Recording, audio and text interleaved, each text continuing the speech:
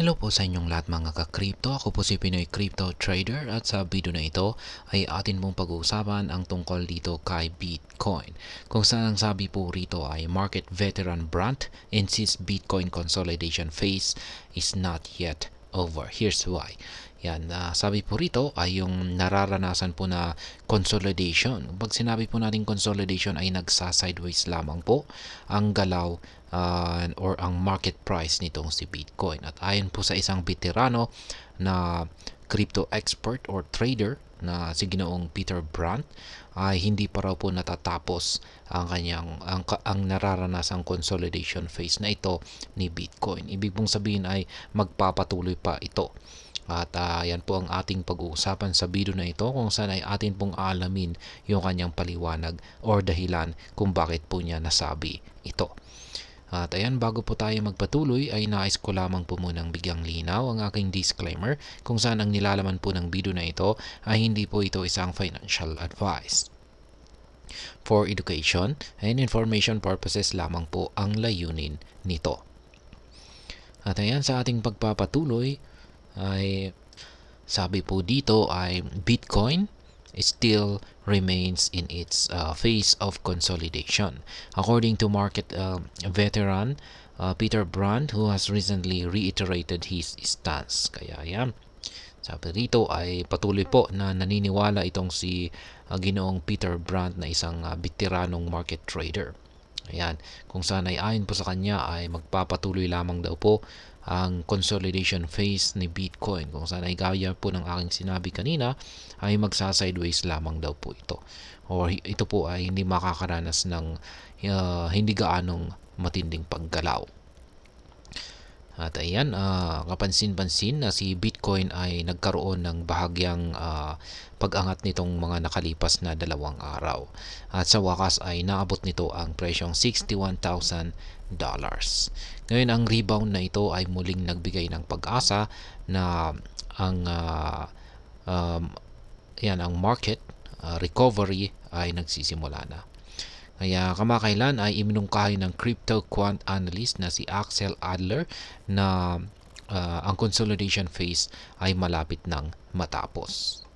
Gayunpaman ay si Bitcoin ay nananatiling nasa isang range. Yan. Bumagsak muli ito sa presyong $60,000. Habang si Bitcoin ay patuloy na nakikipag trade sa loob ng mas malawak na range or broad range nito.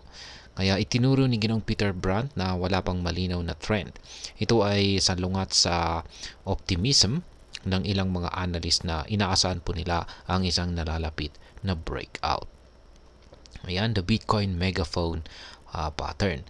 Ang kalakip ng weekly chart ni Bitcoin ay nagpapakita po ito ng isang lumalawak na formation na tinawag niyang megaphone pattern. Ang pattern na ito ay nagtatampok po ito or nagfi-feature po ito ng mas mataas na highs at mas mababang lows at nagpapahiwatig ng pagtaas ng volatility at kawalan ng katiyakan or market indecision. Ayan. Itong si Bitcoin ay bumuo ng megaphone pattern habang sinusubukan po nitong makawala sa kasalukuyang consolidation phase nito. Ang itaas na hangganan ng pattern na ito ay nasa malapit po na presyong $73,835. Yan ang kanyang all-time high.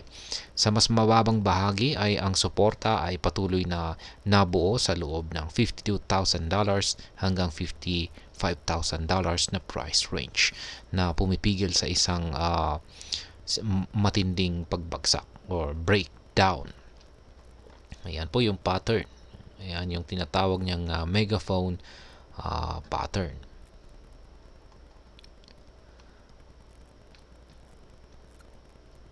At ayan, ipinapahiwatig ng pattern na ito na si Bitcoin ay maaring patuloy na makaranas ng mataas na volatility sa loob ng range na ito.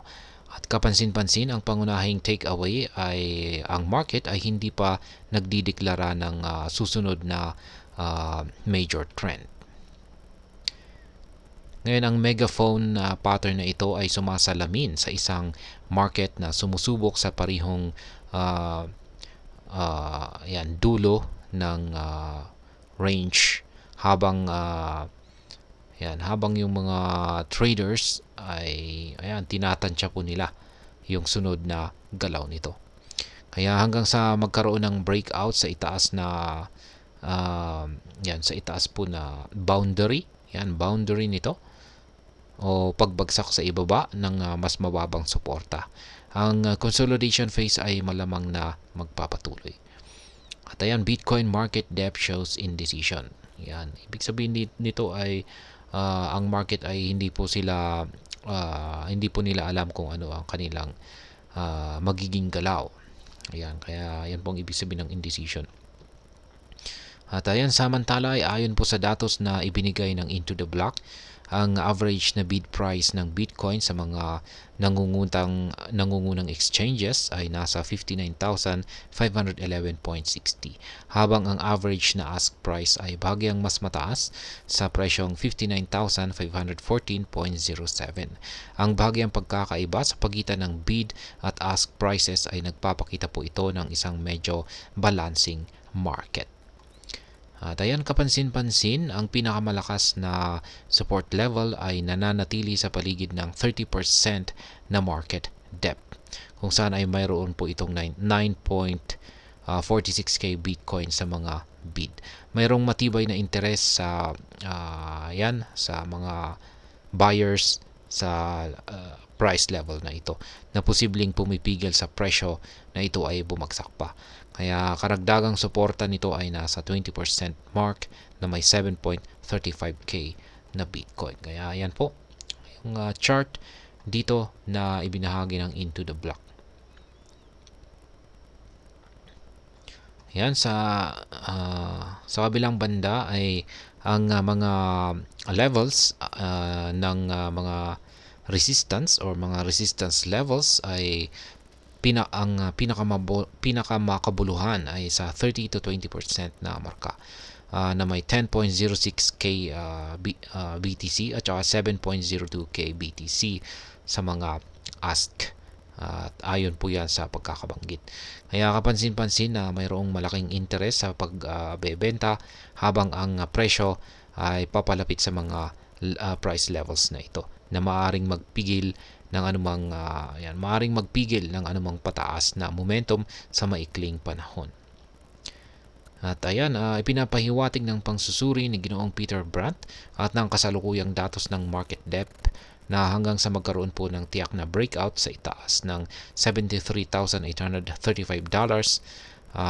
na resistance o pagbagsak sa ibaba ng $52,000 na suporta, si Bitcoin ay malamang na manatili sa estado ng range bound nito.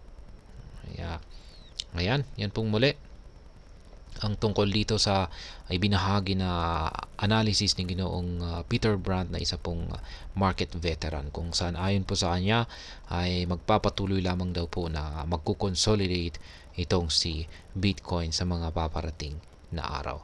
At hanggang dito na lamang po tayo sa video na ito, mga ka-crypto. Sana po ay inyong nagustuhan ang aking paliwanag sa video na ito. Kung inyo po itong nagustuhan, ay pakiclick lamang po ang like button nito. Para naman po sa mga bago lamang dito, kayo po ay aking inaanyayahan para mag-subscribe. Pakiclick na rin po ang bell icon nito, dahil ito po ang siya magsisilbing notification nito sa mga bago kong videos na akin pong ina-upload sa aking YouTube channel na ito. Marami pong salamat sa panonood. Ingat po tayo lagi at God bless po sa ating lahat.